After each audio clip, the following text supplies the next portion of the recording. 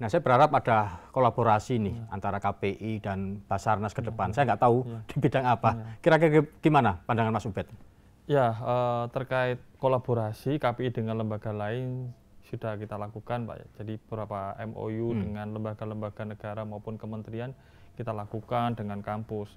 Lah dengan Basarnas sendiri juga penting karena selaku salah satu badan nasional yang selalu hadir ketika terjadi bencana di Indonesia, maka ya penting sekali KPI berkolaborasi dengan Basarnas. Jadi bagaimana kalau suatu daerah terjadi bencana, itu layar TV, semua TV yang ada bersiaran dari itu muncul.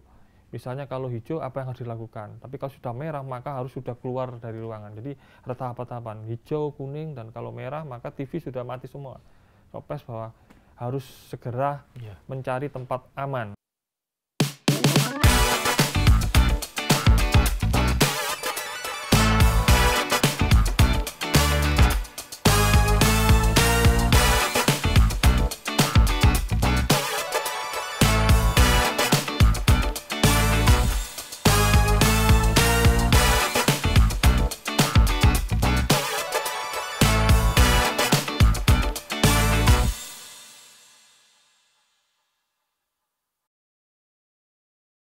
Bismillahirrahmanirrahim. Assalamualaikum warahmatullahi wabarakatuh. Semangat pagi, Sobat SAR. Jumpa lagi di podcast penuh inspirasi dari Basarnas. Podcast yang menghadirkan narasumber-narasumber hebat dengan kisah hidup yang pastinya menarik. Podcast yang menghadirkan gagasan dikemas dengan obrolan santai yang berjudul SAR Talk, Search the Inspiration and Rescue the World. Persembahan dari Basarnas, Quick Action, satu jiwa, satu rasa. Jika Sobat SAR membutuhkan pertolongan Basarnas, jangan lupa langsung call 115, ya, 115, gratis tanpa biaya. Sobat SAR, di episode kali ini kita kedatangan salah seorang yang, ini sangat luar biasa, ya, tamu kita hari ini. Beliau sangat di belakang layar, ya. Beliau adalah memainkan perannya di bidang penyiaran Indonesia. Beliau adalah komisi atau ketua Komisi Penyiaran Indonesia. Mari kita sambut Pak Ubaidillah. Saya biasa menyebut atau memanggil Mas Ubed nih, karena usianya Sobat SAR jauh dari saya. Kalau saya maju, Mas Ubed maju 57. Kalau Mas Ubed pasti jauh di bawah saya. Kira-kira kelahiran berapa, Mas? Saya kelahiran 81, jadi sekarang kan? 43. 43 ya, 43. Betul kan? Jadi saya cukup panggil Mas Ubed aja, ini panggilan akrabnya. Asalnya dari mana, Mas? Saya asli dari Lamongan, Jawa Timur. Lamongan. Lamongan terkenal apanya ya? Ada tahu campur, ada soto, pecel lele. Pecel lele. Biasanya orang Lamongan ini sering dagang. Ya. Kalau Mas Ubed apa dagangnya ini? Ya, soto. Woi. Ya. Di mana? Di Lamongan sana atau di Orang Jakarta? tua saya di Jakarta jualan soto. Loh, di mana? Di daerah Menteng. Tapi sudah diwariskan ke yang lain karena orang tua sudah pulang di kampung. Oh, di kampung. Ya, sekarang yang mengkomandani soto di mana? Di Menteng, Mas Ubed ini ya? Ya, saya ikut makan aja sambil sekali-kali. Sudah orang lain yang menjalankan, mengelolanya. Jadi orang tua di kampung, sewaktu-waktu kalau ke Jakarta ya nyambangi tempat jualannya. Gitu. Kalau kangen di Lamongan nggak usah jauh-jauh ya, cukup di soto Menteng ya? Ya, di daerah Cikini. Ya. Cikini ya? Ya. Kalau perlu saya cari ini. Ya, monggo. Saya suka soto. Soto Lamongan ini, soto ayam ya? Wah, soto ayam. Pasti enak ada ini soto ya. ayam, soto daging, soto babat. Nah, di podcast SAR Talk kali ini kita bakalan bahas lebih dalam nih tentang relevansi hubungan antara Basarnas dengan Komisi Penyiaran Indonesia. Dan tentunya Mas Ubed, saya yakin dengan usia Mas Ubed yang masih muda ini ya, ini bagaimana sih sebenarnya bicara soal karir Mas Ubed sampai background-nya apa sih, latar belakang pendidikannya? Saya sebenarnya latar pendidikan pesantren ya, karena saya dari kecil hidup di Lamongan, mulai sekolah dasar Madrasah Ibtidaiyah di Lamongan. Jadi basisnya rumah saya dekat dengan pesantren, walaupun istilahnya santri kalong ya, pulang pergi. Nah, ketika SMP lalu lanjut ke Aliyah, saya ke pesantren, pindah ke Jombang. Jadi 3 tahun di SMP, 3 tahun di Madrasah Aliyah, jadi 6 tahun saya di pesantren di Tebu Ireng, Jombang. Oh, jadi di pesantren, anak pondokan ini. Mas Ubed, sebelum kita bincang-bincang lebih lanjut lagi ya, ini alangkah baiknya kalau kita ngopi dulu, Mas. Boleh. Ya, ngopi dulu. Suka kan kopi apa nih? Cafe latte, mochaccino, ada semua nih, Mas. Ya, cappuccino. Cappuccino ya. Mbak Vina, ini Mas Ubed ini ternyata suka kopi ini. Halo Pak, izin saya bawakan minuman Pak. Iya, iya, iya. Pak Ubed apa kabar Pak? Sehat? Alhamdulillah sehat, Pak. Terima kasih, Mas. Ini saya bawakan minuman sesuai pesanan Bapak. Mas Silakan Ubed kayaknya perlu diincipin ini. Sudah dibuatin sama Mbak Vina ini ya. Siap, Terima kasih, silakan Mbak Pak. Vina. Bismillah. Gimana Pak? Mantap. Pas. Mantap Terima kasih, ya. Mbak Vina. Baik, silakan Pak nikmati.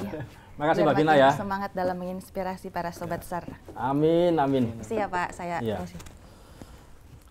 Saya ini udah absen beberapa episode, Mas. Ya. Jadi kalau tahun lalu saya menjadi hostnya.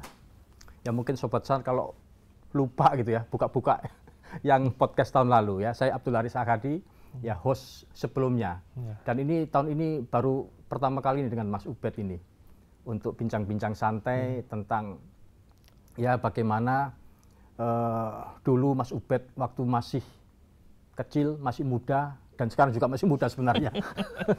Terus sampai menduduki posisi yang luar biasa sebagai ketua KPI ini. Orang yang wah di belakang ya, atau di terdepan, bukan di belakang, di depan ya urusan penyiaran Indonesia.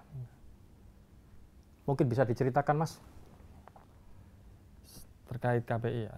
Iya. Jadi terkait di Komisi Penyiaran Indonesia, memang prosesnya sebetulnya terkait saya di dunia pers atau media bermula saat masih di pesantren ketika sekolah di Madrasah Aliyah, karena memang pada waktu itu banyak teman-teman yang suka dengan dunia media. Kita ini saling lomba, Pak. Jadi teman saya nulis apa di majalah, saya ikut. Jadi itulah akhirnya dengan sering menulis di media, maka saya harus banyak belajar, sering ke perpustakaan.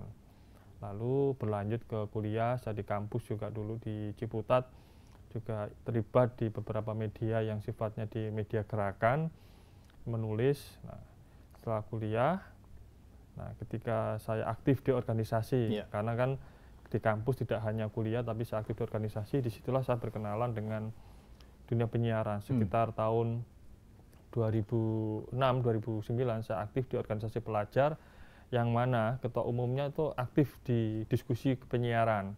Jadi saya sering diajak untuk ikut diskusi itu. Nah setelah itu ternyata beliaunya masuk jadi komisioner KPI. Nah, inspirasi itulah yang membuat ketika senior saya masuk di dunia penyiaran, saya juga ikut diskusi-diskusi itu. Maka saya juga akhirnya ketika beliaunya sudah selesai di Komisi Penyiaran sebagai komisioner, saya masuk. Pada waktu itu beliaunya menjadi komisioner, saya menjadi analis. Jadi di KPI itu. Jadi tahun berapa itu Pak? Tahun 2012. 2012, masih jadi analis ya? Jadi analis. Jadi di KPI ada namanya tenaga pemantau yang sekarang itu jumlahnya sekitar 130 lebih. Tugasnya adalah memantau TV dan radio selama 24 jam. Nah, saya tahun 2012 bertugas sebagai itu di shift malam. Masuknya itu jam 10 malam, pulangnya jam setengah 3 pagi. Itu shift saya. Nah, sampai 2014, nah tahun 2014 ada proses seleksi komisioner KPID DKI.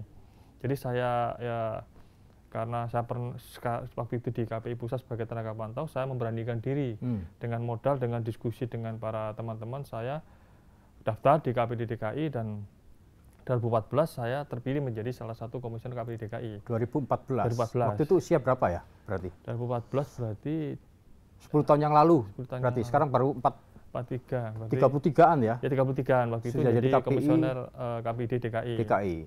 Kan kalau di daerah, baik KPI pusat maupun daerah itu masa periodenya 3 tahun. Nah waktu itu 2014, nah ketika masuk 2016, itu ada pembukaan seleksi KPI Pusat.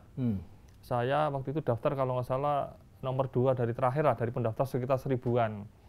Nah, karena saya masih baru menginjak tahun kedua ya, ke tahun ketiga di KPID DKI, ya saya nggak berharap lolos waktu itu, Pak. Jadi ternyata 2016 saya lolos menjadi komisioner KPI Pusat untuk periode pertama, 2016-2019. Nah, setelah itu 2019-2022 saya off. Nah, kemarin 2022 ada pembukaan seleksi lagi KPI Pusat. Nah, saya ikut. Nah, terpilih di tahun 2023. Dan sekarang ini saya periode kedua menjadi komisioner KPI Pusat. Waktu itu di periode pertama saya menjadi anggota bidang kelembagaan, yang urusannya adalah melakukan koordinasi hubungan antar lembaga dan kegiatan-kegiatan misalnya literasi. Nah, yang periode kedua ini, nah teman-teman saya diberi mandat di pertama menjadi ketua KPI. Nah, sekarang kesibukannya apa sebagai ketua KPI Pusat ini? Ya, kalau kesibukan saya hari-harinya lebih banyak, kalau tidak ada agenda di luar ya saya di kantor.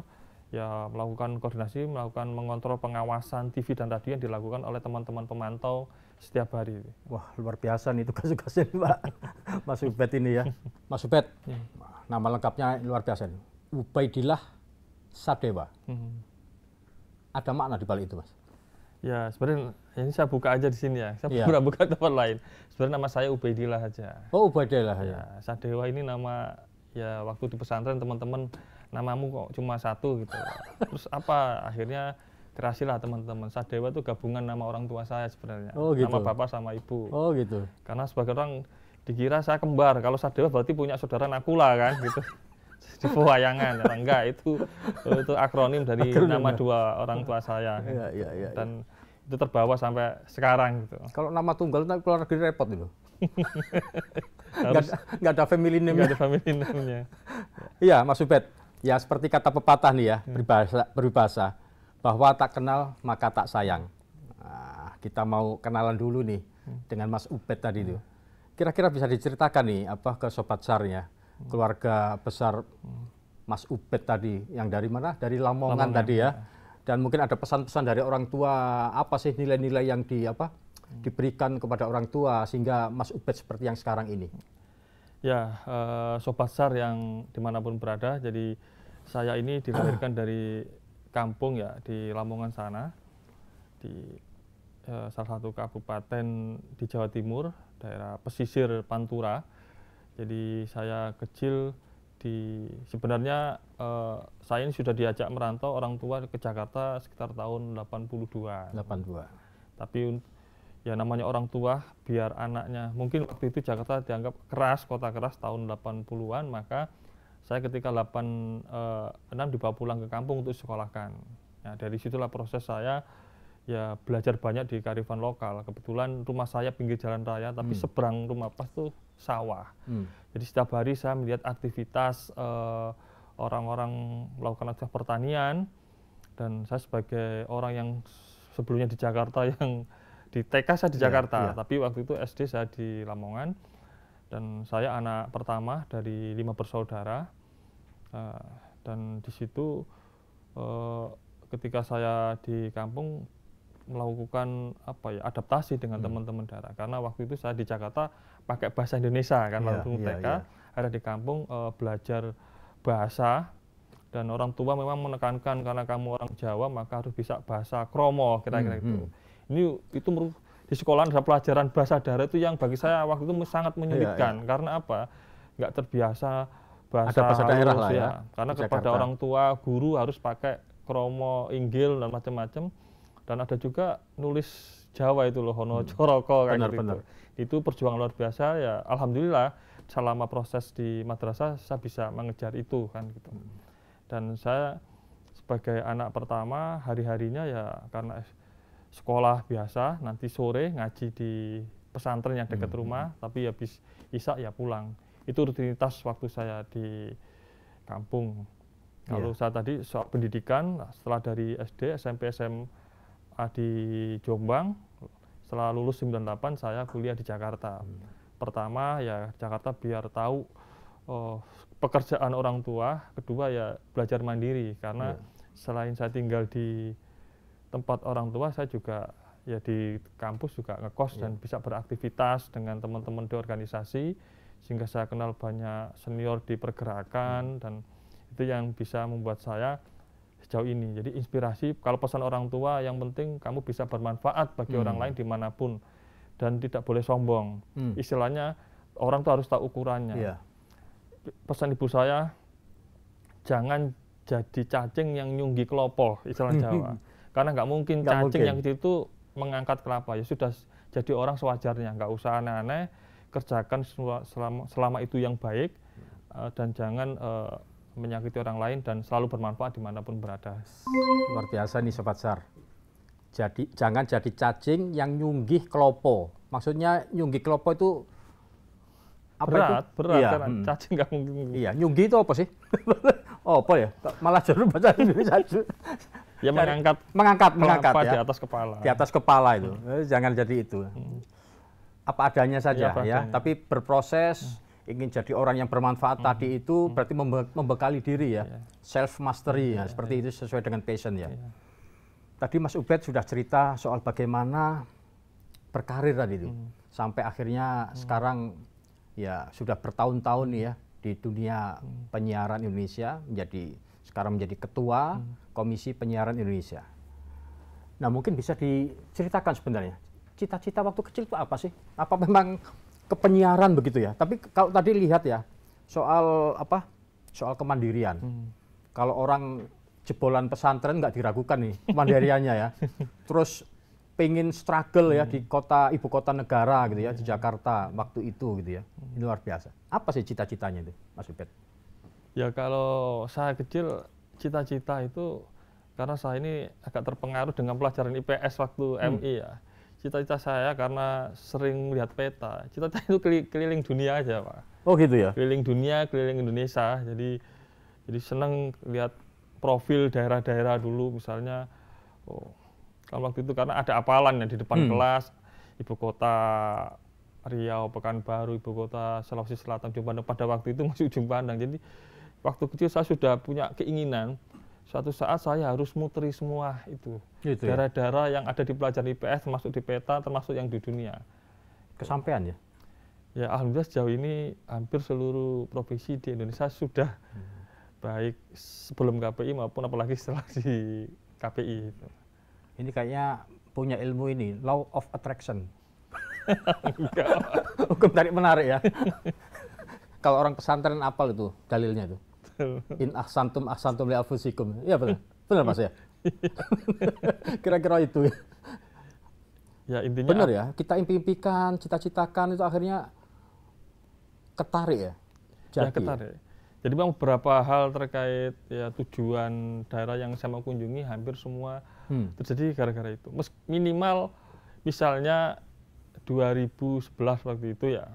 2010 saya menginginkan keliling Eropa kan gitu. Karena pada waktu itu saya karena aktif di pelajar NU waktu itu saya masih ketemu sama Gus Dur kan begitu. Sebelum Gus Dur meninggal saya datang ke ruangannya sampaikan, Gus ini dari Ibnu minta ucapan hari ulang tahun pada waktu itu. Saya ingat sekali, saya bertiga sama teman saya, terus kata Gus Dur, ya anak NU muda itu ya keliling Eropa lah kan gitu. Ya mohon doanya Gus, kira-kira begitu. Ternyata 2011 saya sama teman-teman ya backpackeran lah, bukan backpacker yang gembel lah, nggak ada. Saya bisa keliling ASEAN mulai dari Malaysia, Thailand sampai Vietnam dengan ya modal itu lagi-lagi kenekatan yang biasa. Iya. Mas, hobinya apa sih? Ya pertama saya hobi membaca dan ya traveling juga. Traveling ya.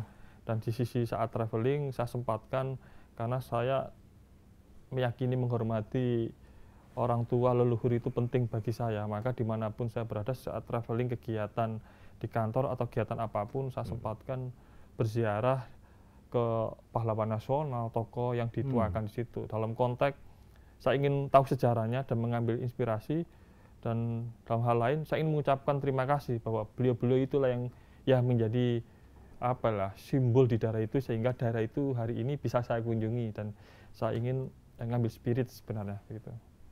Ngambil spirit. Saya tadi pas pagi tadi membahas soal apa itu holistic wellness, holistic health. kesehatan holistik. Itu nampaknya ziarah dan lain sebagainya itu memberikan spirit itu ya. Ya, kesehatan spiritual, kesehatan emosional, bagian dari itu Mas ya. Nampaknya sebenarnya. Sekarang lagi tren nih istilah itu. Ya kalau bagi saya ziarah karena memang memang bagian tradisi dari keluarga juga, dan saya memaknai ziarah itu yaitu tadi menghormati yang meninggal situ, baik tokoh, pahlawan, dan saya jadi kalau ketemu dengan juru kunci tahu sejarah beliaunya perjalanan, dan saya luar biasa. Dan ya kalau bahasa sekarang untuk ngecas lah. Biasa kan kalau orang lagi ada energi baru ketika saya habis ziarah ke manapun, apalagi setelah mendapat cerita, oh tokoh ini dulu perjuangannya begini, oh tokoh ini babat alas di sini, oh ternyata ikut kemerdekaan waktu itu. Ya, jadi memang cerita-cerita itu yang ya mungkin saya nggak tahu bahwa itu akhirnya spirit itu ada. Jadi saya melazimkan ketika ke daerah manapun, kalau saya nggak tahu saya pasti tanya teman di situ atau pihak yang mengundang saya di acara daerah itu, mana yang bisa saya kunjungi dalam konteks ya tabarukan kalau orang pesantren begitu. Ya. Mas Ubed, tadi kan sampai udah cerita ya, pernah menjabat sebagai KPI di DKI Jakarta ya 2014, 2016 di pusat ya, dan sekarang ini di periode kedua ya, bahkan menjadi orang yang nomor 1 di KPI pusat ini. Sebenarnya apa sih, kok sampai terjun ke dunia penyiaran? Ada satu latar belakang apa gitu ya? Apa yang ingin dibenahi dengan dunia penyiaran Indonesia? Ya, lagi berawal dari background saya yang dari pesantren, tentunya dunia nilai-nilai yang baik di pesantren itu juga kehidupan masyarakat sebenarnya. Apa yang saya pelajari di pesantren adalah persiapan untuk masa depan. Dan tentunya pelajaran-pelajaran keagamaan itu juga tidak hanya bicara soal religi, tapi juga soal kehidupan manusia, hubungan sosial dengan yang lain, hablum minallah dan hablum minan nas. Nah, saya kira apa yang saya dapatkan di pesantren itu juga ternyata punya irisan dengan dunia penyiaran. Yang semangatnya adalah kalau penyiaran adalah bagaimana tayangan di lembaga penyiaran, baik TV maupun radio yang menjadi kewenangan KPI, itu memberikan konten siaran yang mencerdaskan bagi masyarakat, dan tentunya juga bisa mengintegrasikan masyarakat, jangan sampai tayangan itu malah membuat konflik di masyarakat. Lalu juga menumbuhkan ekonomi. Banyak sekali sebuah daerah ketika tayang di lembaga penyiaran, baik TV dan radio, selama ini orang tidak kenal. Tapi gara-gara masuk TV, akhirnya sekarang daerah itu menjadi destinasi wisata baru, akhirnya menumbuhkan ekonomi baru bagi daerah-daerah itu. Dampaknya ya luar biasa ya. Output dan outcome-nya nanti. Selain itu juga sebagai sarana edukasi kan. Nah, edukasi kan tidak harus melulu pelajaran di sekolah, tapi itu bisa disisipkan di program-program penyiaran, di program talkshow, program sinetron, FTV, atau program-program yang lain, sehingga ketika penonton, pendengar di radio bisa mendapatkan inspirasi dari tayangan yang ada di lembaga penyiaran TV maupun radio. Saya yakin Sobat SAR juga ingin menggali lebih tahu lebih dalam lagi. Apa sih sebenarnya visi dan mungkin visi dari KPI, Mas Ubed? Ya, kalau visi KPI adalah terwujudnya tatanan informasi yang berimbang, adil, dan semua masyarakat bisa menikmati informasi secara benar dan layak diterima oleh masyarakat. Gitu. Kalau misinya adalah membangun masyarakat yang melek dan peduli terhadap penyiaran, sehingga ketika terjadi tayangan yang tidak sesuai, masyarakat juga bisa mengadukan ke KPI maupun ke KPID. KPI ini tidak hanya di pusat, jadi di provinsi juga ada KPID. Dari total jumlah provinsi sekarang sudah ada 33 KPID yang juga melakukan pengawasan lembaga penyiaran, terutama media-media lokal, TV lokal, radio lokal, dan TV-TV anak jaringan. Kita sekarang tidak mengenal TV nasional, tapi TV SSJ. Kalau ada, misalnya saya sebut TV A Jakarta, maka ada TV A itu di Medan, ada TV A itu di Jayapura, TV A di Semarang. Gitu. Mas Ubed, saya ingin membahas lebih spesifik nih ya, terkait peran dua lembaga ini ya, antara KPI dan Basarnas. Ya, saya ingin mengatakan bahwa sebenarnya tanggung jawab Basarnas itu juga nggak mudah ya, berat. Kalau itu tanggung sendiri ini ya. Nah, saya berharap ada kolaborasi nih antara KPI dan Basarnas ke depan. Saya nggak tahu di bidang apa. Kira-kira gimana pandangan Mas Ubed? Ya, terkait kolaborasi KPI dengan lembaga lain sudah kita lakukan, Pak. Jadi beberapa MOU dengan lembaga-lembaga negara maupun kementerian kita lakukan dengan kampus. Lah, dengan Basarnas sendiri juga penting karena selaku salah satu badan nasional yang selalu hadir ketika terjadi bencana di Indonesia, maka ya penting sekali KPI berkolaborasi dengan Basarnas. Kenapa? Di regulasi KPI juga dalam panduan melalui Undang-Undang Penyiaran dan turunannya adalah P3SPS, pedoman berlaku penyiaran standar program siaran, situ juga diatur terkait pemberitaan saat terjadi bencana. Gitu. Bahkan saya lupa tahun berapa ketika terjadi kecelakaan pesawat kalau nggak salah, ada lembaga penyiaran yang menampilkan korban di laut dan di zoom itu juga kita berikan sanksi kepada penyiaran karena itu termasuk harus yang dilindungi. Nah, terkait kebencanaan mitigasi juga ini penting melalui lembaga penyiaran. Saya juga kemarin tahun 2023 KPI melakukan anugerah KPI tahun 2003, tema besarnya eco broadcasting. Jadi intinya bagaimana lembaga penyiaran itu juga hadir dalam konteks pemberitaan soal isu-isu lingkungan maupun kebencanaan. Itu menjadikan ini ya, ukuran ya. Jadi ternyata ketika kita adakan dengan tema itu, lembaga penyiaran baik TV radio banyak sekali konten-konten tentang itu. Bagaimana menjaga lingkungan, soal pengurangan risiko bencana, mitigasi yang dilakukan di daerah-daerah, cara bagaimana mengatur, mengolah sampah di sebuah perumahan, lalu apa yang harus dilakukan ketika terjadi bencana. Jadi saya kira kolaborasi dengan Basarnas KPI ini penting bisa kita diskusikan polanya seperti apa Pak ke depan. Karena bagi kami isu bencana ini harus disampaikan. Kita tahu bahwa Indonesia ini kan ya berada di cincin api yang bahwa kita tidak bisa menghindari bahwa bencana ini ada di negara kita. Yang bisa kita hindari, yang bisa kita kurangi ada risiko dampak terhadap manusia maupun fasilitas publik kan gitu. Makanya lembaga penyiaran harus hadir melakukan edukasi. Saya sering menyampaikan ke teman-teman lembaga penyiaran, baik TV maupun radio, itu bisa dilakukan dengan pemberian ILM, Iklan Layanan Masyarakat di lembaga penyiaran. Karena TV lokal itu sangat banyak, di masing-masing provinsi ada. Dan masing-masing daerah kan punya karakteristik bencana yang sangat berbeda-beda. Misalnya contohnya Aceh, paling banyak di sana adalah gempa, tsunami.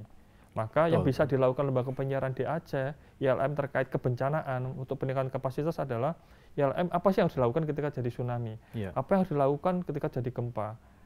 Lalu misalnya di Kalimantan, adanya apa? Kebakaran hutan. Ya juga TV-TV yang di Kalimantan dan radio memberikan edukasi masyarakat seperti itu. Bahwa kita ini tidak berharap ada bencana, tapi masyarakat kesiapsiagaan harus dididik sejak dini mungkin.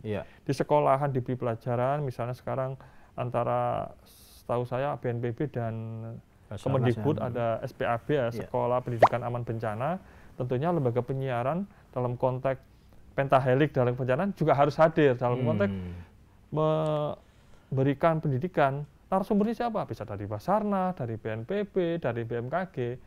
Dalam konteks meningkatkan kapasitas masyarakat, jangan sampai ketika jadi bencana, ya misalnya kayak gempa, apa yang dilakukan? Kan semua bisa materinya diberikan oleh yang lembaga-lembaga yang terkait. Jadi sinergi untuk ya apa tema besarnya kemarin itu hari jaga alam kesiapsiagaan itu bisa dilakukan. Wah, ini jadi menarik nih. Ini benar-benar search the inspiration. Saya dapat inspirasi nih. Jadi memang ada ke depan harus ada kolaborasi yang lebih baik. Tadi menyebut soal pentahelix, salah satunya adalah teman-teman media. Ini sangat penting dalam rangka bukan hanya informasi pemberitaan pada saat kedaruratan tetapi pada saat peran mereka untuk kesiapsiagaan ya. Karena pada saat kesiapsiagaan ya peran pentahelix ini penting. Kita akan gugup, gagap kalau kesiapsiagaannya tidak bagus ya, termasuk pemberdayaan masyarakat ini, Mas. Ya nanti mohon bantuannya nih. Tadi disebut soal iklan layanan masyarakat ini. Ya ini jujur nih, ngomong jujur, anggaran kan terbatas, ya kan. Kalau mengandalkan anggaran Basarnas sendiri, waduh, berapa biayanya, Nah, kalau teman-teman tadi dari media, ya KPI ikut sama-sama membantu pentahelix yang tadi disebutkan, ya semua jadi ringan kan. Ya. Tanggung jawab yang tadinya berat itu kan jadi ringan ini. Menarik ini. Ya, terkait bencana memang harus jadi ya pentahelix jadi media Pentahelix, apa iya. bahwa masing-masing lembaga Basarnas, BNPB, BMKG memiliki anggaran yang terbatas, Iya. tapi itu kan masih bisa dikolaborasikan. Kolaborasi. Bahwa pendidikan kebencanaan ya ada prabencana, jadi apa yang dilakukan adalah pendidikan pengurangan risiko bencana, masyarakat terdidik, apa yang dilakukan di daerahnya ketika jadi bencana apapun, banjir, gunung meletus. Saat bencana, lembaga penyiaran memberitakan fakta di lapangan yang tidak hoax. Lagi-lagi hari ini lembaga penyiaran TV dan radio masih bisa dipertanggungjawabkan karena mereka diawasi KPI, sedangkan media-media di luar itu seringkali terutama, mohon maaf, media sosial, ketika terjadi bencana di daerah, kadang video-video yang tahun berapa di-share lagi. Kalau di lembaga penyiaran, kalau itu tidak sesuai, maka KPI bisa melakukan tindakan. Nah, begitu juga pasca bencana juga harus diberitakan, misalnya tahap rehab renkon, soal pembangunan kan harus disampaikan, misalnya pembangunan Huntara 100, benar nggak 100, jangan-jangan cuma 50 ini dalam konteks akuntabilitas publik. Jadi media ini sangat berperan mulai pra bencana, saat bencana, bahkan pasca bencana, sehingga semua apa yang terjadi dalam proses bencana itu bisa masyarakat tahu. Misalnya saat bencana, ketika diberitakan di suatu daerah yang misalnya banjir, butuhnya apa sih? Seringkali bantuan kan dalam bentuk makanan. Kadang di masyarakat yang terdampak di daerah itu kan ada juga yang butuh pakaian sekolah, anak-anak butuh pampers, mungkin para perempuan butuh yang lain-lain kan begitu. Ini pokoknya judulnya nanti ayo kolaborasi ya Mas ya. Siap, siap. Karena ada kerangka kerja Sendai Mas. Ini terkait dengan disaster ya. Ada pengurangan risiko bencana.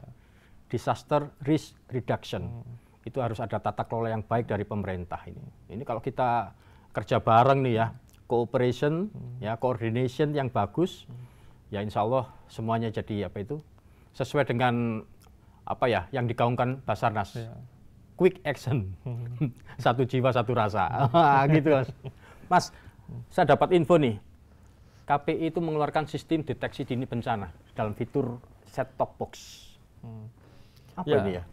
Jadi saat ini dengan era digital, TV yang tadinya analog ya sudah bermigrasi ke digital. Selama ini kita lihat TV itu kan kalau satu channel TV A gitu, cuma satu. Sekarang dengan migrasi dari analog ke digital, satu channel itu bisa 8 sampai 12 tayangan berita, apa channelnya. Ya, dengan itu, nah ketika masyarakat menerima tayangan digital, kalau TV-nya masih TV lama, maka butuh namanya STB, set-top box untuk menangkap siaran digital yang siarannya lebih jernih, gambarnya juga lebih bagus, kan begitu. Nah, di sistem STB ini sudah diinisiasi, dicoba oleh Kominfo juga dengan seluruh lembaga penyiaran. Kemarin dilakukan uji coba di Aceh. Dan saya hadir dengan Pak Wamen Kominfo. Jadi bagaimana kalau suatu daerah terjadi bencana, itu layar TV, semua TV yang ada bersiaran dari itu muncul. Misalnya kalau hijau, apa yang harus dilakukan? Tapi kalau sudah merah, maka harus sudah keluar dari ruangan. Jadi ada tahapan-tahapan, hijau, kuning, dan kalau merah, maka TV sudah mati semua. Sopes bahwa harus segera mencari tempat aman. Nah, bagaimana set-top box cara bekerjanya? Itu di-input kode pos. Jadi kalau terjadi bencana suatu daerah, maka ya di kode pos daerah itu saja yang mendapat informasi, yang lainnya tidak. Intinya dengan kemajuan teknologi, dengan era digital, maka tentunya kesiapan teknologi digital ini juga bisa dimanfaatkan untuk isu-isu kebencanaan, terutama di lembaga penyiaran, terutama TV ya, karena sudah digital baru TV, yang radio masih dalam proses tahapan.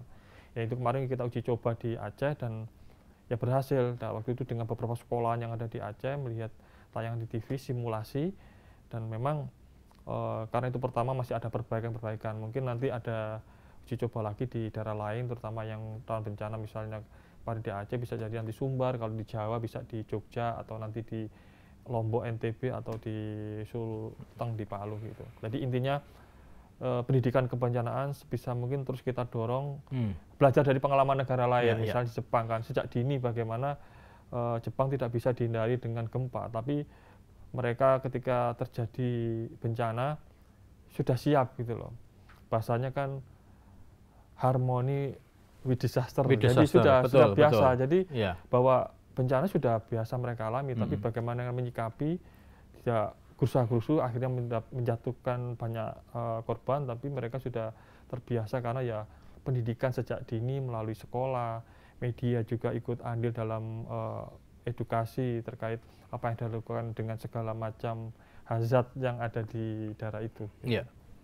Jadi ini ke depan akan semakin marak tadi ya, iklan layanan masyarakat tentang edukasi dalam rangka pengurangan risiko bencana ya, yang harus dilakukan oleh lembaga penyelenggara penyiaran ya, seperti itu ya.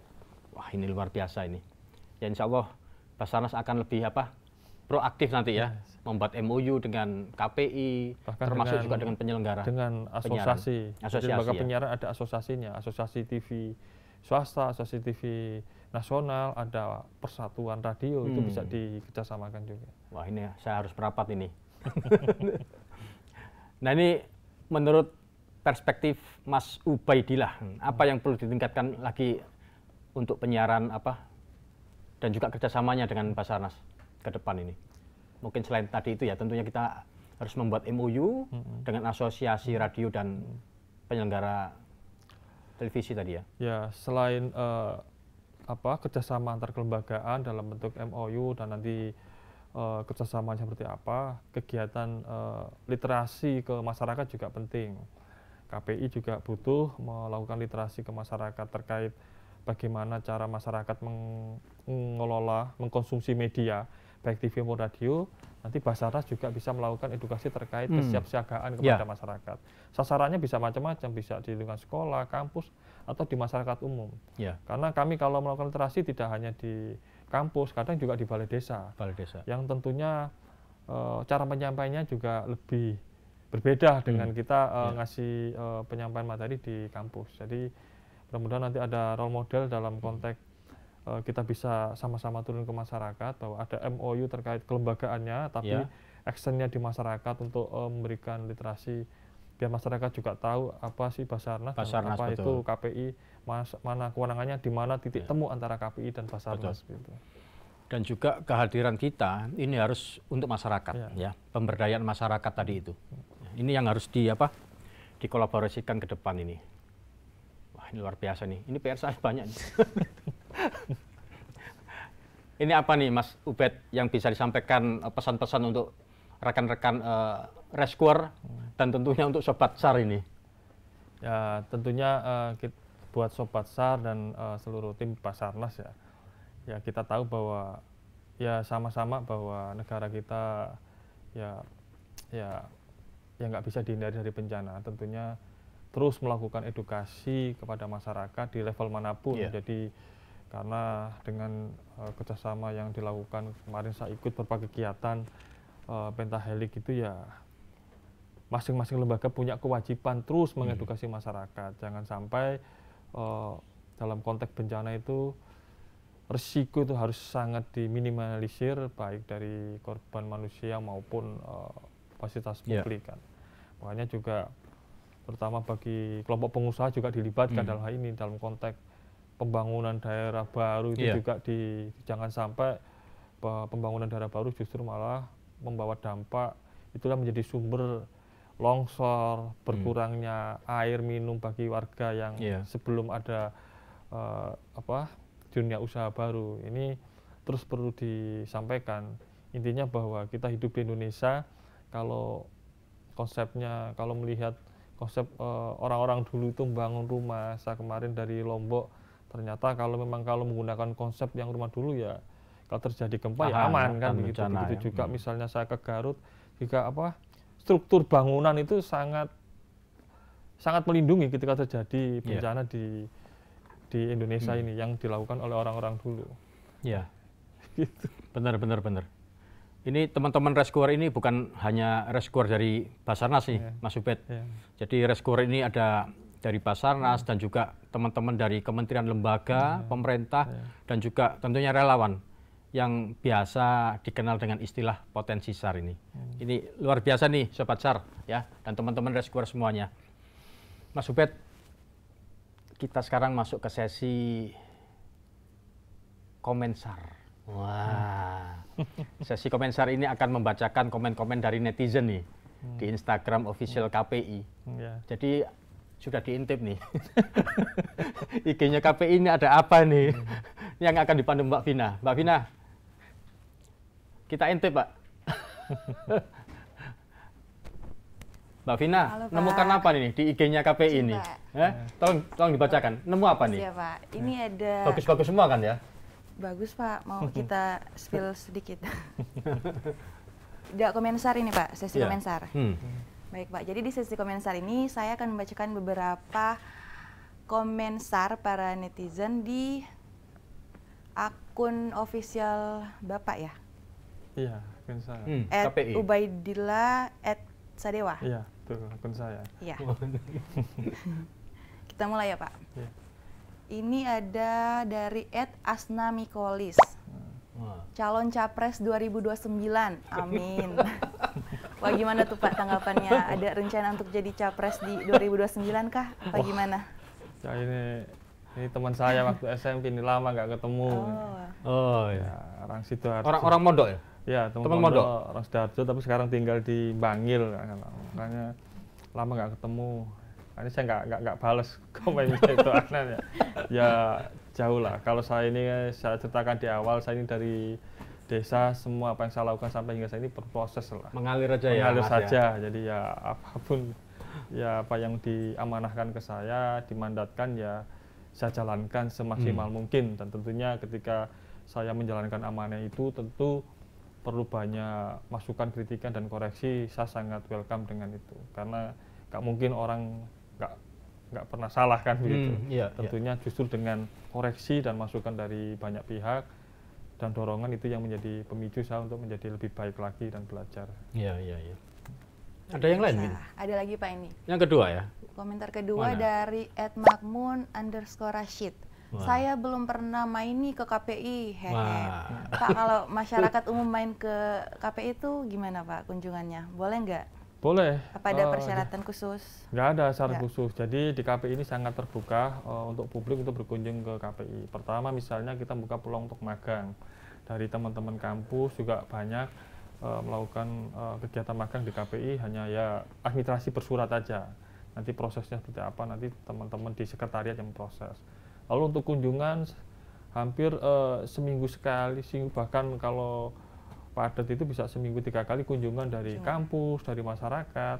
Tinggal sesuaikan jamnya karena memang ada jam dan ruangan yang terbatas sehingga kita harus mengatur kita kunjungan masyarakat baik secara institusi maupun secara personal.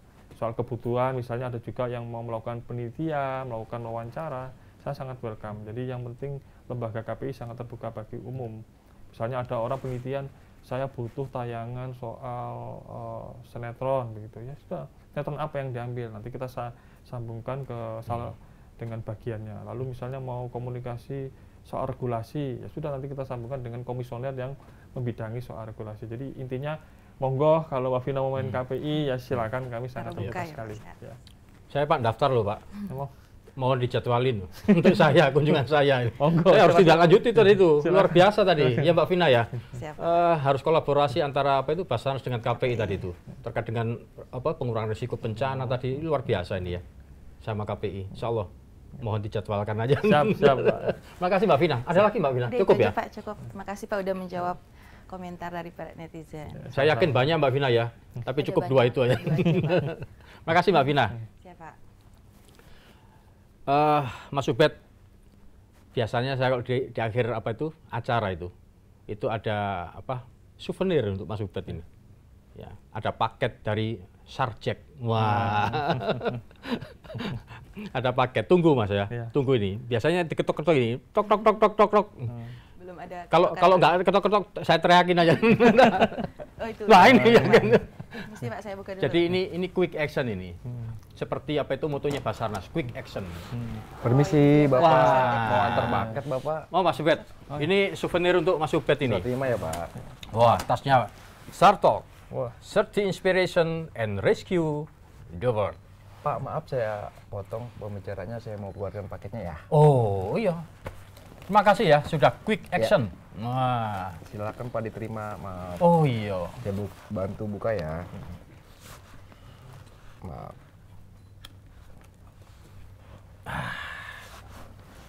Souvenir dari apa? Dari Basarnas. Maaf. Weh, salam kolaboratif. Nah, insya Allah kita akan kolaborasi, kita wujudkan ya Mas Ubed ya. Ya, siap. Ini Basarnas ini. Pak maaf Ada ada apa paket lagi nih? lainnya Pak. Ada Wow, kaos, Pak. t-shirt. Ah. Bisa dipakai olahraga. Siap. Iya. Terima kasih. Ada juga satu lagi. Ini kenang-kenangan dari saya nih.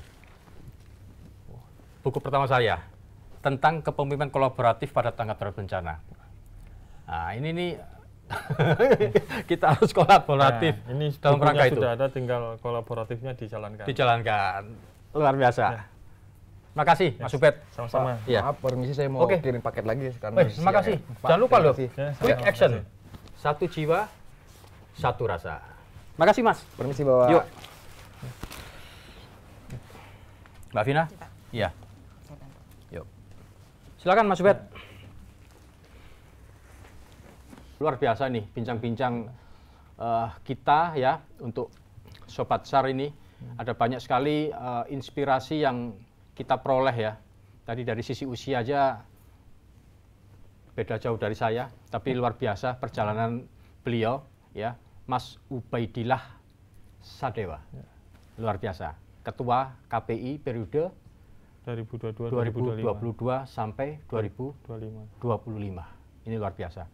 Terima kasih Mas Ubed, benar-benar luar biasa, menginspirasi buat kita semua dan tentunya untuk Sobat SAR. Jangan lupa Sobat SAR, like, subscribe, comment, and share ke sobat lainnya. Sampai jumpa lagi di SAR Talk berikutnya. Search the inspiration and rescue the world. Salam quick action. Satu jiwa, satu rasa. Luar biasa. Makasih banyak. Makasih banyak.